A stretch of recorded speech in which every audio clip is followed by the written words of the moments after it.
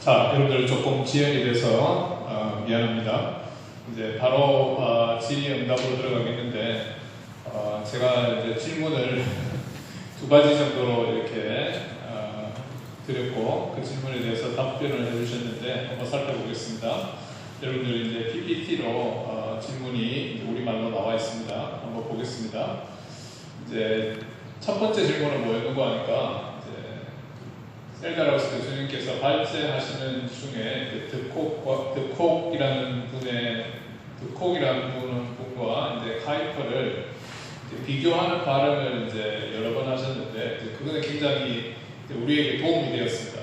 그래서 이제 드콕이라는 사람이 여러분들에게 굉장히 생소한 그런 인물인데 그럼에도 불구하고 드콕이 이제 우리에게 생소하게 들리지 않도록 카이퍼하고 이렇게 이제 빈번하게 이제 비교를 해주신 것은 이제 굉장히 이제 여러분들이 학습하는데 굉장히 도움이 많이 되었다라고 이렇게 생각이 듭니다. 그런데 두 분의 이제 신학을 영성의 차원에서 이제 비교를 하셨는데 그 중에서 두 사람의 이 신학과 영성에서 가장 현저한 차이는 뭐라고 생각하십니까? 라고 이제 그렇게 질문을 드렸는데 이제 그 질문에 대한 답이 다음과 같습니다. 그렇죠? 이제 어떤 차원에서 차이가 있느냐라고 말할 때 셀다라우스 교수님은 제일 중요한 것은 중생의 차원이다. 회심에서부터 비롯되는 중생의 차원이다라고 하는 것을 말씀해 주셨습니다. 그래서 이제 카이퍼의 경우에는 선택된 사람이다라고 할 것 같으면은 이제 이미 중생된 거나 마찬가지다라고 생각을 했죠. 왜냐하면 선택된 사람은 사실은 하나님의 언약 안에서 선택이 된 거고 그렇다고 할 것 같으면은 이 사람들은 중생된 것과 똑같다라고 하는 생각을 했습니다. 그래서 만약에 이제 하나님의 예정을 받지 않았다라고 할 것 같으면은 그 사람은 이제 언약 백성이 아니다라고 하는 거고 아무리 세례를 받았다라고 하더라도 이제 그 세례는 이제 참된 세례일 수가 없다라고 하는 것을 이제 이야기했던 거죠.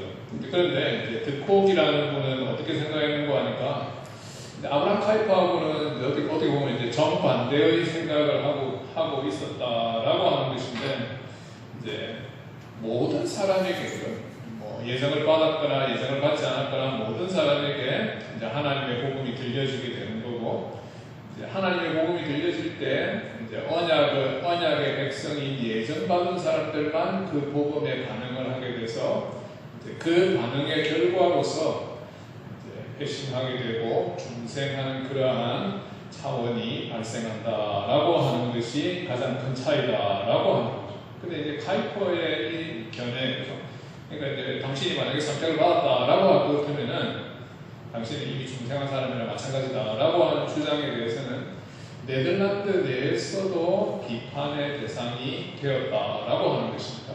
그래서 이제 아브라함 카이퍼 이후에 이제 클라스 스킬더라고 하는 인물이 이제 2차 대전 때 이제 독일의 나치가 네덜란드를 이제 침략해 왔을 때 이렇게 나치의 항도 하나가 이제 투옥되기도 하고 굉장히 어려움을 많이 겪었던 분이었는데 이분이 볼 때도 아브라함 카이퍼의 그 중생론에는 사실은 심각한 문제가 있는 것 같다. 사실 이제 거기서부터 우리가 알고 있는 네덜란드 개혁교회의 또 다른 분열이 일어나게 됩니다. 그래서 우리가 일반적으로 말하는 31조파 같으면 사실은 여기에서부터 이제 네덜란드 개혁교회의 또 다른 그러한 이제 브랜치가 나오게 되었다라고 하는 것을 생각을 할 수 있습니다. 그 다음에 이제 두 번째 질문은 뭐였는가 하니까 이제 약간 본문은 이제 원래 이제 그 교수님 발제하셨던 거하고 약간 다른 맥락인데 카이퍼가 헨드리크 콕보다는 40년, 50년 뒤의 인물이다라고 할 때 카이퍼가 과연 드콕이라고 하는 분이 쓴 글들을 읽은 적이 있고 그 다음에 카이퍼의 글에 드콕의 글을 인용한 적이 있느냐라고 하는 이제 그러한 질문이었고 이제 드콕이라는 인물이 이제 그렇게 중요한 인물이다라고 할 것 같으면은 자유주의 신학으로부터 이렇게 돌아서서 개혁파 신학을 추구하게 되었던 사람이다라고 하는 점에 있어서 카이퍼하고 드코하고 굉장히 유사한데, 그렇다면은 이제 카이퍼가 핸드릭 드콕으로부터 영향을 받은 게 있느냐라고 하는 질문이었습니다. 근데 이제 거기에 대해서 카이퍼가 사실은 핸드릭 드콕을 알기는 알았지만은 카이퍼가 핸드릭 드콕을 이렇게 이제 인용하거나 자기 자신에 그래서 인용하지 않았다라고 하는 것입니다. 그러면 왜 인용하지 않았느냐라고 하는 질문이 자연스럽게 이제 나올 수 있는데, 거기에 대해서 이제 어떤 답변이 주어졌는가 하니까, 아까 이제 네덜란드 교회 역사에 있어서 1834년에 중요한 일이 일어났다라고 이제 우리가 알고 있는데, 그건 뭔가 하니까 사실은 네덜란드 교회의 분리다라고 하는 거죠. 1834년의 분리. 그래서 이제 그 분리에 대해서 아브라함 카이퍼는 여기에 대해서 이제 그렇게 긍정적으로 생각하지 않았던 것 같습니다. 그 분리는 사실은 굉장히 분파적인 그러한 운동이었다라고 하는 차원입니다. 그래서 아브라함 카이퍼가 핸드릭 드콕에 의해서 주도된 그러한 1834년의 세세이션, 네덜란드 말로는 아프스케일링이라고 그러는데, 그 분리 그 자체에 대해서 상당히 좀 부정적인 그러한 견해를 지니고 있었다라고 하는 것입니다. 그렇기 때문에 핸드릭 드콕이라는 사람의 글을 이렇게 인용하지 않았다라고 하는 것을 볼 수 있습니다.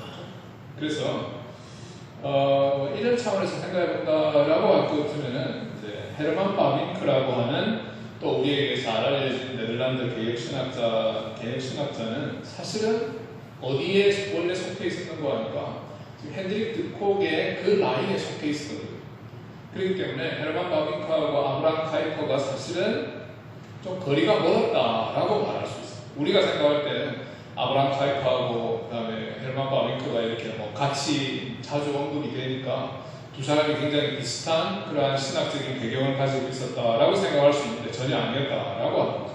특히 1834년의 네덜란드 교회 역사에 있어서 분리라고 하는 차원에서 생각해본다라고 할 것 같으면, 아브라함 카이퍼는 그 운동에 대해서 이건 굉장히 분파주의적인 운동이다라고 해서 이제 부정적으로 생각했고, 헤르만 바빙크는 자기 자신이 이제 그 교회 출신이니까 그런 점에 있어서 두 사람은 좀 서로 다른 차원을 지니고 있었다라고 하는 것을 생각할 수 있습니다. 물론 헤르만 바빙크도 나중에 자유대학의 이제 교수로서 활동을 하게 되지만은 신학적 배경이라든지 뭐 교회적 배경이라든지 이런 걸 살펴보면은 두 사람이 지향했던 그러한 차원이 좀 달랐다라고 하는 것을 생각을 할 수가 있는 대목이다라고 하는 것을 말씀을 드렸습니다. 자, 이제 오늘 이제 두 분이 강의를 해주셨는데, 아브라함 카이퍼에 대해서 박재은 박사님께서는 아주 특정한 교리, 그래서 영원으로부터의 진리가 과연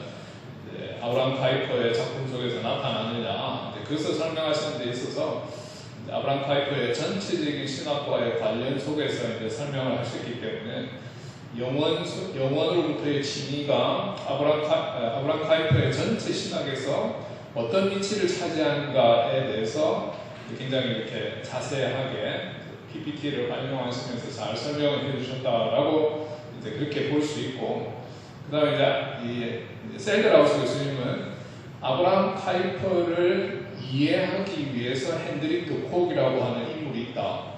아브라함 카이퍼보다도 한 50년, 60년 먼저 활동했던, 그래서 네덜란드 교회가 전반적으로 자유주의 신학에 의해서 이렇게 흔들리고 있을 때, 그런 상황에서 자기 자신도 자유주의 신학에서부터 나와서 개혁파 신학을 추구하게 되었다라고 하는 것을 이제 설명하시는데, 그 점에 있어서 사실은 뭐 핸드릭 드콕이나 아니면 아브라함 카이퍼는 굉장히 유사한 차원을 보인다. 그럼에도 불구하고 두 사람 사이에 이제 신학적으로 현격한 차이가 있다.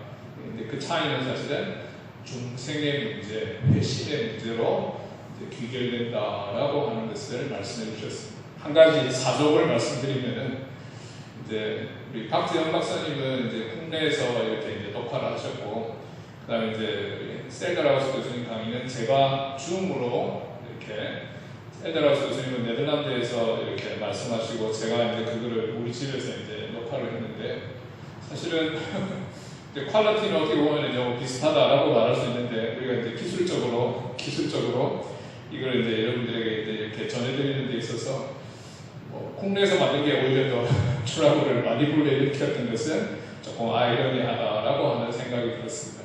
자, 뭐 생각보다 조금 시간이 길어졌습니다. 그죠? 그래서 이제 여러분들에게 테크놀로지컬한 그러한 문제를 일으켜서 여러분들 조금 이제 답답하게 만들고 불편하게 만들었던 부분들에 대해서는 이제 제가 이제 미안하다는 말씀을 드리고 또 다음번에 만약에 뭐 어떻게 될지는 모르겠지만은 코로나 사태가 어떻게 되느냐에 따라서 이제 바라기는 이제 이렇게 온라인으로 하지 않고 이제 대면으로 해서 우리가 세미나를 할 수 있으면 훨씬 더 좋을 것 같습니다. 자, 이렇게 이제 힘든 환경이겠지만은 유튜브를 통해서 여러분들이 이렇게 우리 세미나에 참석을 하고 또 이렇게 네덜란드 개혁신학, 아브라함 카이퍼를 중심으로 한 네덜란드 개혁신학에 대해서 그리고 핸드릭 드 콕이라고 하는 아마 여러분들이 한 번도 이름을 들어보지 못한 네덜란드의 신학자가 아닐까 생각하는데 그분에 대해서도 여러분들에게 좋은 소개의 시간이 되었다라고 생각이 듭니다.